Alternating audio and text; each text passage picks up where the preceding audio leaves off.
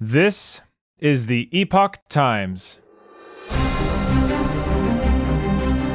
Welcome to Epoch Audio, showcasing the best journalism covering news, culture, and society, addressing issues overlooked or avoided by other media. For the text version of this and more articles providing truth, tradition, and hope, please go to theepochtimes.com.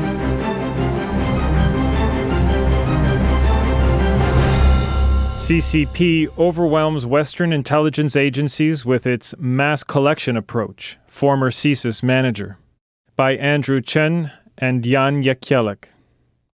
The Chinese Communist regime employs a mass collection approach to subvert its target countries, sending numerous operatives abroad to gradually infiltrate different facets of society, says a former senior manager with the Canadian Security Intelligence Service, or CSIS. In an interview with the Epoch Times American Thought Leaders program, Michel Juneau-Katsuya spoke on the interference tactics used by the Chinese Communist Party, or CCP, that he has observed over the past several decades. Mr. Juneau-Katsuya, who formerly headed the Asia-Pacific unit at the Canadian Security Intelligence Service, said they involve collaborating with gang members and tycoons who have immigrated to Canada and made investments there. They simply overwhelm us in so many different fields that it's difficult for Western agencies to understand. Mr. Juneau-Katsuya says the CCP also uses dormant spies, or what he called bottom fish feeders, people sent from China to live or work in the West. For the first years, they will do nothing, absolutely nothing, he said. They must be perfect citizens for 5 years to 10 years. Then one day they receive a phone call from the Chinese authorities, and boom, they're activated. Owing to their clean records, these individuals are able to obtain security clearances and make their way up the ranks in private companies or government entities, according to Mr. Juneau-Katsuya. This approach potentially allows them access to sensitive information, a situation that poses a significant challenge to Western agencies trying to comprehend the depth of their commitment and the extensive duration of their double agent roles. United Front. Mr. Juneau-Katsuya said the United Front Work Department, which he describes as one of China's top 5 intelligence organizations, has been continuously sending agents to academic and political circles as well as local communities globally in order to foster connections, all in the name of friendship and under the guise of collaboration and exchange. He said, but at the end of the day, it's a Trojan horse. It's a Trojan horse that basically has another purpose. That purpose might not be revealed to you immediately, but eventually will definitely be applied. Project Sidewinder. Mr. Juneau-Katsuya was one of the officers working on Project Sidewinder in the 1990s, which discussed the extent of the CCP's infiltration in Canada. The project involved a joint CSIS-RCMP task force that investigated the collaboration between Chinese intelligence, wealthy Chinese tycoons, and criminal triad gangs in infiltrating Canada to influence business and politics. It was established in the mid-1990s during the period prior to Hong Kong's return to Chinese sovereignty from British rule. Uncertainties surrounding this event prompted a significant wave of immigration from Hong Kong to Canada at the time. Mr. Juneau-Katsuya said the arrival of Hong Kongers to Canada was facilitated by new immigration categories created by the previous Prime Minister Brian Mulroney.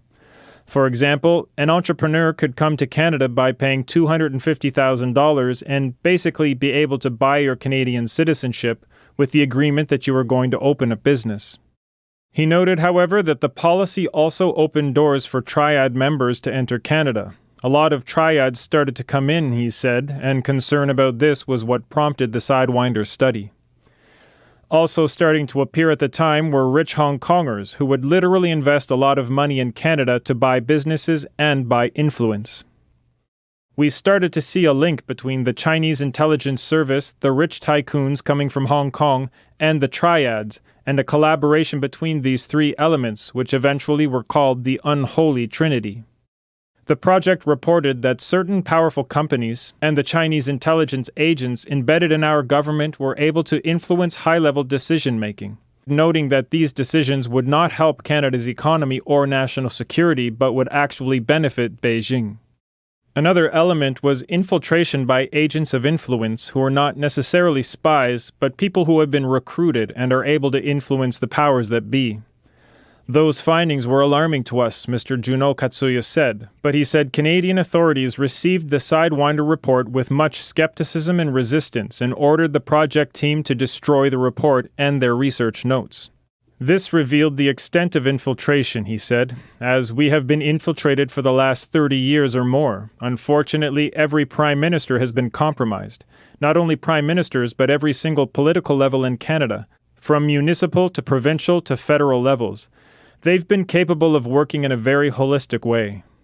Project Sidewinder has regained attention recently as media reports citing leaked CSIS documents exposed the Chinese regime's interference in Canada's 2019 and 2021 federal elections. The regime's other covert activities on Canadian soil that have also grabbed headlines over the past year include its secret police stations in various provinces and the deployment of surveillance balloons over North America. Pushing back. Mr. Juneau-Katsuya highlighted strategies for countering the CCP's threats. He raised the idea of creating an independent investigative body that has law enforcement powers and can file accusations in court if needed, like the anti-corruption police organization that he said existed at one point in Hong Kong. He also emphasized the urgency for Canada to adopt legislation to define foreign interference and establish penalties to address these situations. Related to such a law is creation of a foreign influence transparency registry, which various groups have advocated for in response to revelations of China's interference in Canada. Notably, Mr. Juneau-Katsuya said such a registry for foreign agents would have limitations similar to those of a registry for lobbyists, where lobbyists will continue to do what they do and pull strings in the back room. Nevertheless, a foreign agent registry would equip law enforcement with the necessary legal tools to adequately conduct investigations.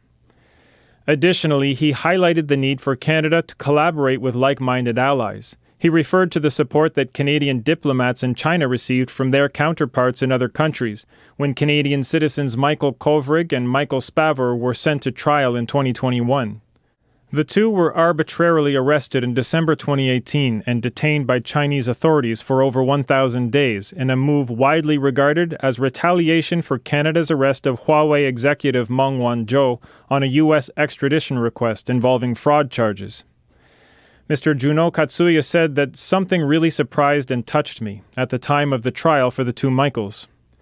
He said Canadian diplomats were not allowed to enter the courtroom when the trial took place. They were not able to either represent or assist the two Michaels. But as they stood outside the courthouse in silence, they were joined by other Western diplomats that stood alongside them in silent protest. He went on to say, "That was a very moving image. If we could transpose that kind of collaboration with the nations and have the Western nations rally together, that would force the current Chinese government to change their attitude." Thanks for listening to Epoch Audio. That was CCP Overwhelms Western Intelligence Agencies with its mass collection approach. Written by Andrew Chen and Jan Jekielek. Read for you by Chris Rod. For more Epoch Times articles in text, please visit theepochtimes.com.